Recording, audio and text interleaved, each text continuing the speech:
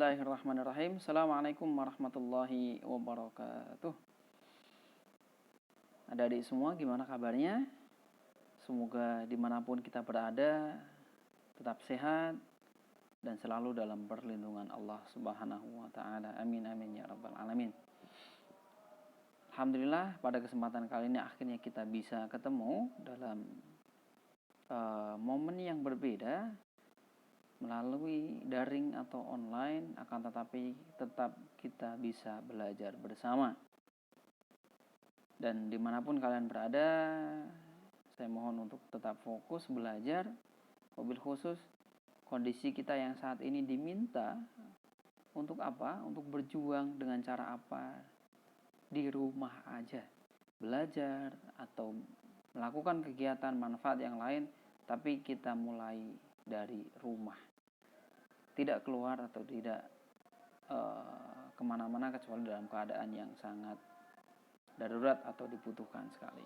Oke, pada kesempatan kali ini kita akan lanjutkan materi kimia kita di kelas 11 MIPA, masih berkaitan dengan asam basa. Ini merupakan bagian dari bab asam basa, akan tetapi seperti yang sudah saya sampaikan, kita akan pisah biar mempermudah kita dalam mempelajarinya. Dan yang akan kita pelajari pada kesempatan kali ini yaitu kelarutan dan hasil kali kelarutan, atau biasa kita sebut sebagai KSP.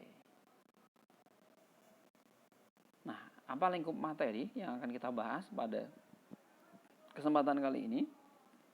Yaitu ada kelarutan atau kita kenal dengan istilah solubility, kemudian hasil kali kelarutan atau kita sebut sebagai KSP, hubungan antara kelarutan dan KSP atau hasil kali kelarutan, dan bagaimana pengaruh ion senama. Nah, kita masuk terlebih dahulu apa itu kelarutan atau solubility. Nah, untuk mengetahuinya saya menyiapkan sebuah ilustrasi sederhana agar kita mudah dalam memahami apa itu kelarutan.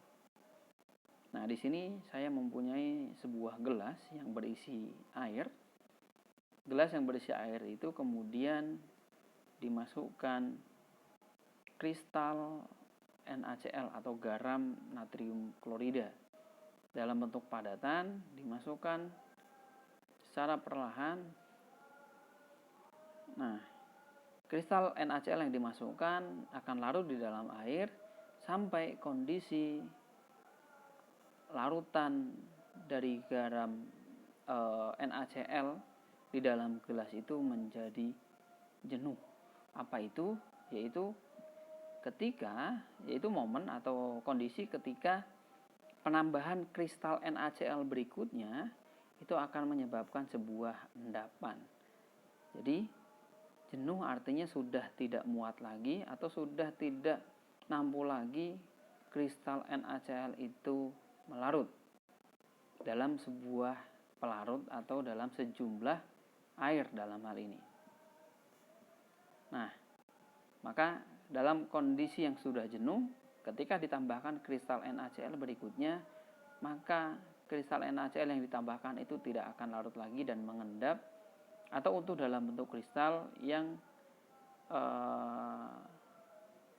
terdapat di bawah dari gelas. Maka dari sini kita bisa menjelaskan apa itu kelarutan. Yaitu kelarutan merupakan jumlah konsentrasi maksimum suatu zat dapat larut dalam sejumlah pelarut. Kemudian kelarutan atau solubility ini dilambangkan dengan lambang S. S-nya S kecil ya, bukan S gede. Dan satuan dari kelarutan atau solubility ini dinyatakan dalam gram per liter atau bisa dalam bentuk mol per liter. Jadi kelarutan itu simpelnya seberapa banyak sih suatu zat yang berbentuk kristal itu dapat larut dalam suatu larutan.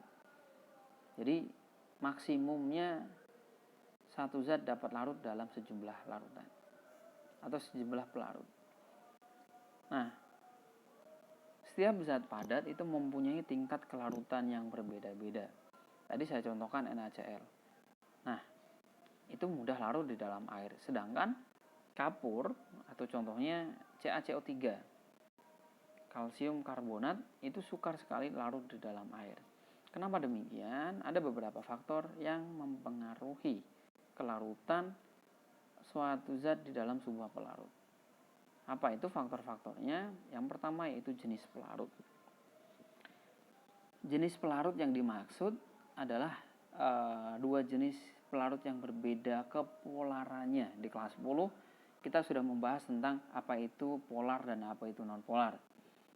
Zat yang bersifat nonpolar atau zat yang bersifat polar maka akan larut di dalam pelarut yang bersifat polar. Sedangkan senyawa atau zat yang bersifat nonpolar maka akan larut di dalam pelarut yang bersifat nonpolar. Contohnya simpelnya begini. Kalau saya punya lemak, bentuknya orang Jawa bilang gaji. Kalau kita atau ibu kita sedang masak, biasanya masak daging sapi, itu ada putih-putihnya, itu yang disebut sebagai lemak berbentuk padatan, itu tidak akan larut di dalam air, akan tetapi larut di dalam minyak. Kenapa? Karena air itu bersifat polar, sedangkan gaji atau lemak tadi bersifat nonpolar, sedangkan minyak bersifat nonpolar, sehingga lemak itu larut di dalam pelarut minyak, bukan air. Nah, yang kedua yaitu suhu. Kenapa suhu? Semakin tinggi suhu, maka ikatan partikel dalam padatan itu akan semakin renggang. Nah, semakin renggangnya ikatan antar partikel pada padatan atau pada senyawa padatan yang dimasukkan dalam pelarut, maka akan mempermudah proses pelarutan atau akan mempermudah ikatan antara zat yang terlarut dengan pelarutnya. Dalam hal ini contohnya adalah air dengan NaCl. Semakin tinggi suhunya maka akan semakin mudah NaCl larut di dalam air. Simpel saja, mumpung di rumah, coba sekali-kali lihat ke dapur, coba diuji aja dengan pengujian yang sederhana. Ambil garamnya ibu yang ada di dapur, kemudian dimasukkan ke dalam air dingin dan air hangat atau air panas.